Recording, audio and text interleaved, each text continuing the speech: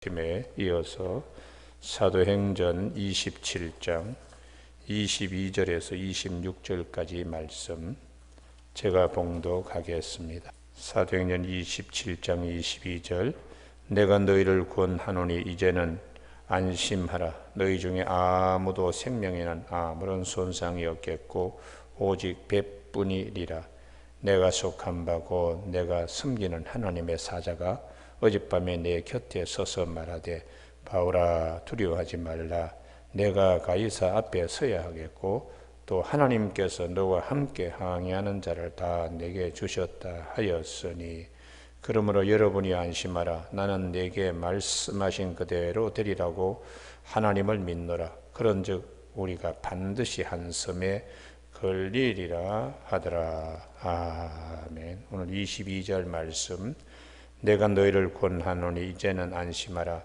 너희 중 아무도 생명에는 아무런 손상이 없겠고 오직 배뿐이리라 하는 말씀 중심하여 한 생명이 천하보다 귀하게 여기시는 하나님이라는 제목으로 말씀을 나누겠습니다. 어제 아침에 배의 모든 화물을 다 버립니다. 심지어는 기구까지 다 버리는 이유는 생명을 지키기 위함 때문입니다.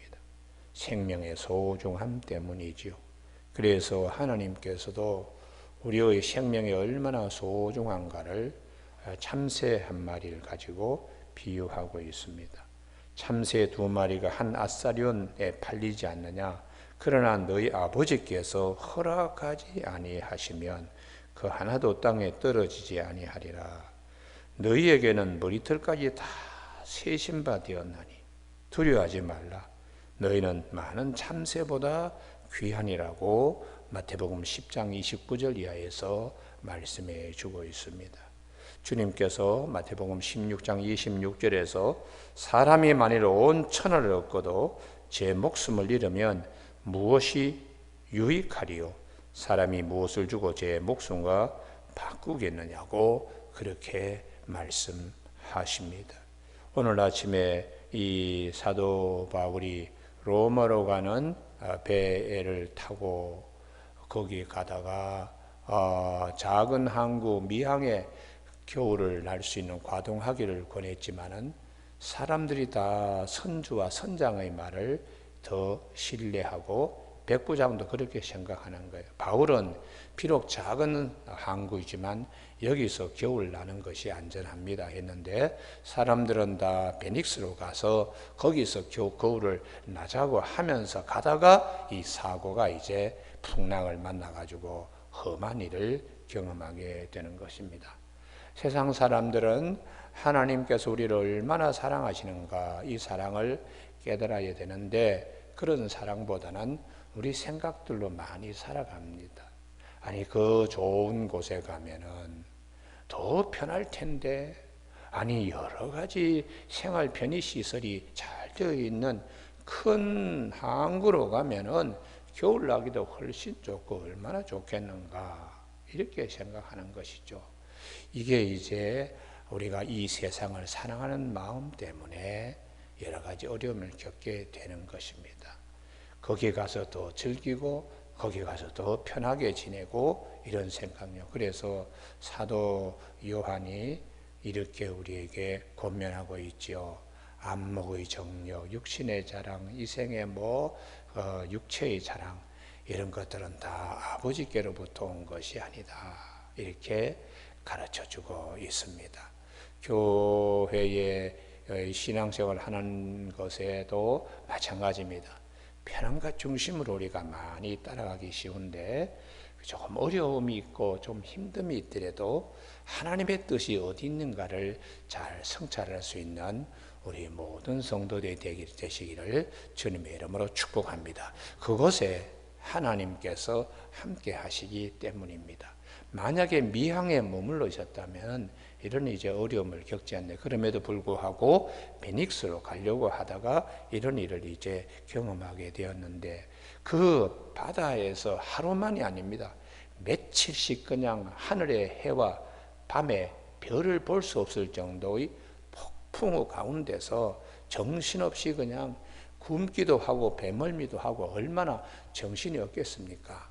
배는 다 깨어져 가고 이제 그런 어려운 일을 겪는 가운데서도 사도 바울을 통하여 하나님께서 말씀하시는 것이 무엇인가? 생명이 소중하기 때문에 하나님이 지켜주신다는 거예요. 여러분, 우리가 인생을 살아가면서 이런저런 어려움 많이 겪잖아요. 그러나 우리가 한 가지 분명한 것은 천하보다도 한 생명 한 영혼을 귀하게 여기시는 하나님이 우리의 하나님이시다. 이 믿음을 갖는 아침 되기를 주님의 이름으로 축복합니다. 하나님께서는 얼마나 사도 바울의 일행과 함께 가는, 사도 바울의 말을 듣지 않았지만은 사도 바울 일행과 함께 가는 거기 그 배에 있는 사람들을 얼마나 사랑하시는지. 그래서 우리가 사람의 말보다 하나님의 말씀을 우선시해야 되는 이유가 있는 것입니다. 그래서 사도 베드로와 요한이 사도행전 4장 19절에서 우리가 그대들의 말, 사람의 말을 듣는 것이 하나님의 말씀 듣는 것보다 옳은가, 어느 것이 옳은가 판단해 보라고 그렇게 말씀을 하시고, 사도 바울은 갈라디아서 1장 10절에서 사람을 기쁘게 해야 될까, 하나님을 좋게 해야 될까, 우리가 깊이 한번 생각하는 사람이 되어야 된다고 그렇게 말씀하고 있습니다. 오늘 사도 바울을 통하여 배에 있는 모든 사람들, 그 사람들에게 하나님께서 사랑의 메시지를 사도 바울의 입을 통하여 전하는 것입니다. 22절, 내가 너희를 권하노니 이제는 안심하라. 너희 중 아무도 생명에는 아무런 손상이 없겠고 오직 배뿐이니라. 배에 있는 다른 것들에 손괴함이 오고 난파선이 될지라도 생명의 소중함을 하나님께서 우리에게 일깨워 주시고 우리를 지켜 주신다고 그렇게 이제 말씀하고 있습니다. 그래서 이스라엘 백성들 가운데도 이 하나님께서 우리를 얼마나 사랑하시는가를 어떤 통로를 통해서 말씀하시는가, 신명기 18장 18절에 선지자 한 사람을 세워서 아버지께서, 하나님께서 당신이 얼마나 이 백성을 사랑하고 이 백성을 얼마나 또 가나안 땅으로 이끌어 가는데 말씀하시는가, 선지자 한 사람을 반드시 세운다고요. 그 바울의 말보다 선장과 선주의 말을 더 따르고 사람들이 하는 그 사람들 가운데도 바울을 하나님이 세워주셨어요.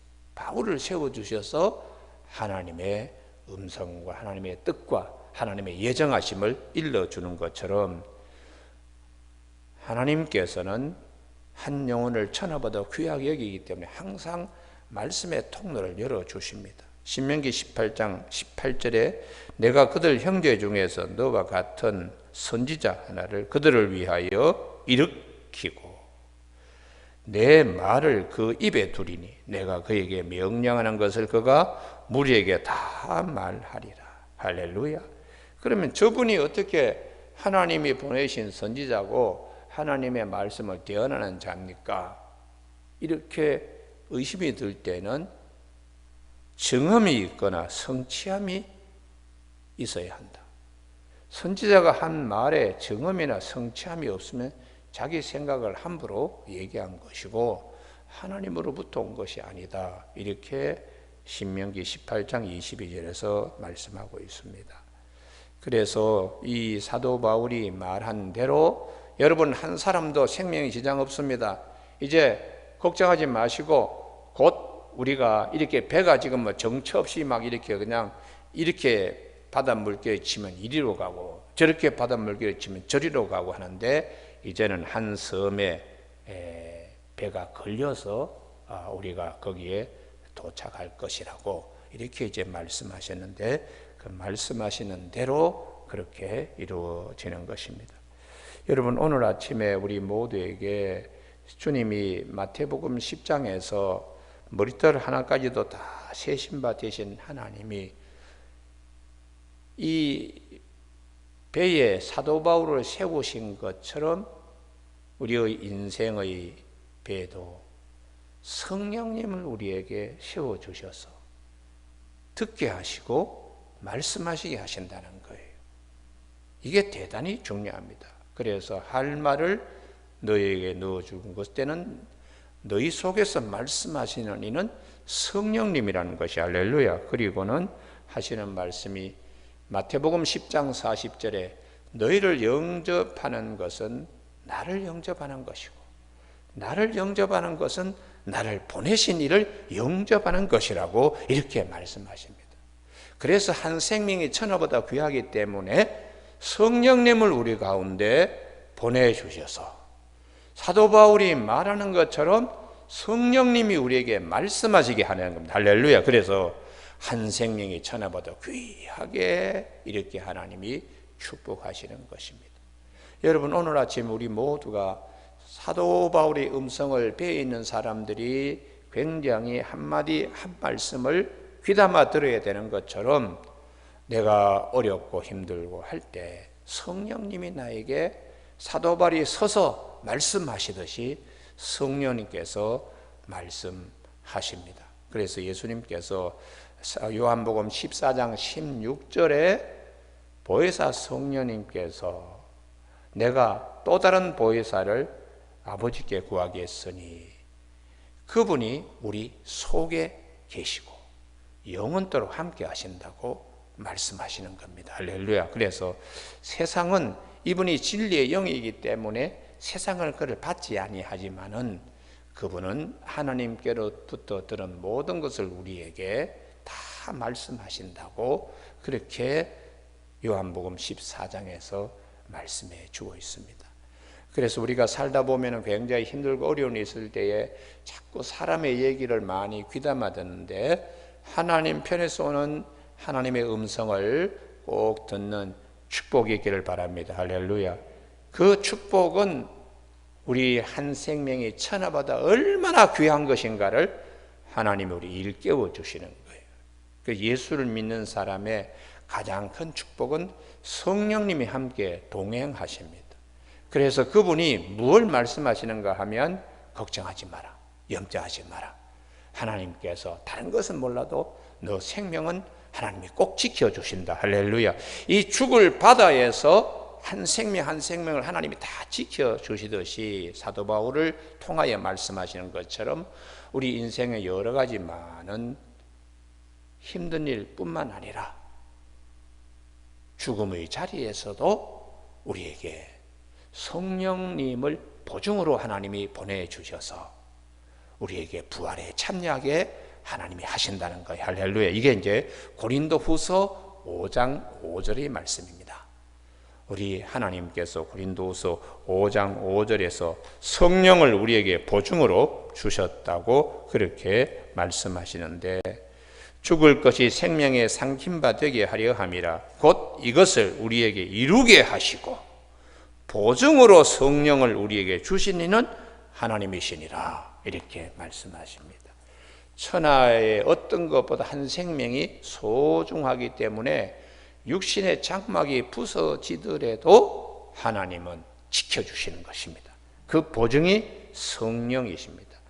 이 알렉산드리아로 가는 배가 다 깨어지더라도 하나님께서 그 생명 한 생명을 하나도 상하지 않게 하시는 것처럼 우리 육신의 장막이 배가 부서지듯이 부서지더라도 성령을 보내주셔서 보증으로 사도 바울을 세우셔서 걱정하지 마세요. 하나님이 우리 생명을 끝까지 지키십니다. 할렐루야.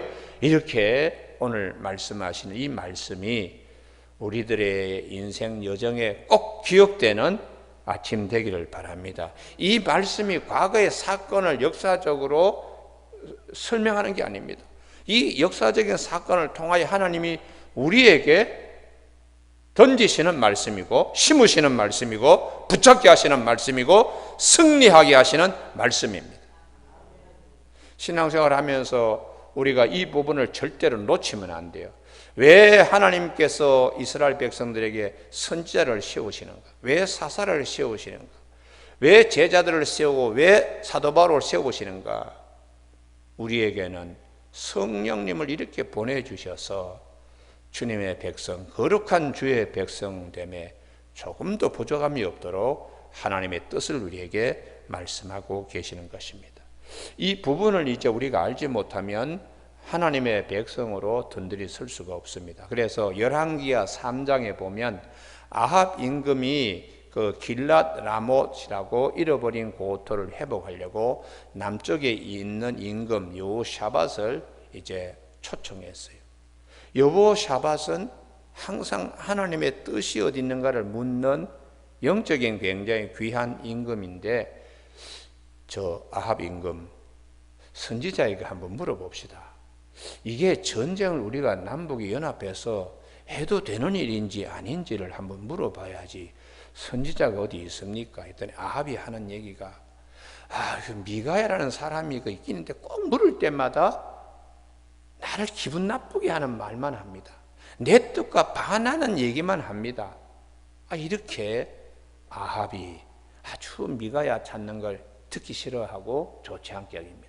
근데 여호샤밧이 그래도 하나님의 뜻을 물어야 되지 않겠는가? 왜냐 그러면 이 일이 너무 중요하기 때문에 이 하나님의 뜻을 물어야 된다고. 그래서 이 미가야를 이렇게 불러들였더니 미가야 하느니 전쟁 참여하면 안 된다고. 아이고, 가짜 선지자가 미가야의 뺨을 치면서 하나님이 승리하게 하는데 무슨 헛된 소리 하느냐고 막 그러는 것입니다. 결국은 아합이 이 미가야의 전쟁을 치르면 안 됩니다. 하나님께서 미혹의 영을 보내가지고 저 시드기야의 마음속에도 거짓 영이 들어가서 저 헛된 소리 하는데 저거 들으면 안 됩니다. 한 얘기를 듣지 아니하고 전쟁을 치르고 얕은 깨로 자기는 자기 임금의 복장을 여호사밧에게 입히고 자기는 평복을 하고 군사들 사이에 끼어 들어갔는데, 무심코 아람 군사가 쏜 화살이 솔깃 밑 갑옷과 아래 갑옷이 있고 사이에 틈 벌어진 데 화살이 지나가다가 옆구리를 맞은 겁니다. 그래서 하루 종일 그냥 병사들이 엉킨 상태에서 아합의 수레는 빠져나오지 못하고 그 수레에서 피만 그냥 흥건하게 그냥 흘리고, 나중에는 그 연못에 가서 그 수레를 씻을 때에 개들이 아합의 피를 핥아먹는 그런 일이 있었다고 성경은 그렇게 말씀해 주고 있습니다. 우리가 성령님 이외에는 하나님의 깊은 것을 알 수가 없습니다. 사람의 영 외에는 사람의 깊은 것을 누가 알겠는가? 이와 같이 하나님의 일도 하나님의 성령 이외에는 하나님의 깊은 것을 알지 못하는데, 우리가 참 감사한 것은 고린도전서 2장 12절에 세상으로부터 영을 받지 아니하고 하나님께로부터 영을 받았으니 이것은 하나님께서 우리 은혜로 주신 것들을 감사하게 하려 하심이라. 할렐루야. 세상 사람들은 갖지 못한 성령을 우리에게, 보혜사 성령님을 우리에게, 사도 바울을 그 배에 하나님이 세우신 것처럼 성령님을 우리에게 허락하여 주셔서 깨닫기도 하고 생각나기도 하고 또 의지하기도 하고 힘도 우리에게 더 부어주셔서 에베소 3장 16절에 우리 속사람을 성령의 능력으로 강건하게 하시는 하나님이십니다. 힘들고 어려운 일이 있어 오늘 본문을 꼭 기억하십시오. 사도 바울이 그들에게 서서 하나님께서는 우리 생명을 이렇게 귀하게 여기십니다. 걱정하지 마십시오. 이 음성이 우리에게 들려져서 성령님 이렇게 또 기억나게 하시고 생각나게 하시고 나를 이렇게 붙잡아 주시네요. 할렐루야. 승리할 줄로 믿습니다. 아멘. 이렇게 이제 굳건히 서는 우리 모두가 되시길 주님의 이름으로 축복합니다. 기도하시겠습니다. 하나님 아버지, 어려운 이 작은 풍파가 올 때는 믿음으로 감당한다고 하지만 감당이 어려울 정도의 큰 풍파가 올 때는 우리의 믿음도 때로는 흔들리고 요동칠 때가 있습니다. 그때에 성령님께서 말씀을 기억나게 하시고 생각나게 하셔서 말씀 붙잡고 승리하게 하신 하나님의 은혜를 감사를 드립니다.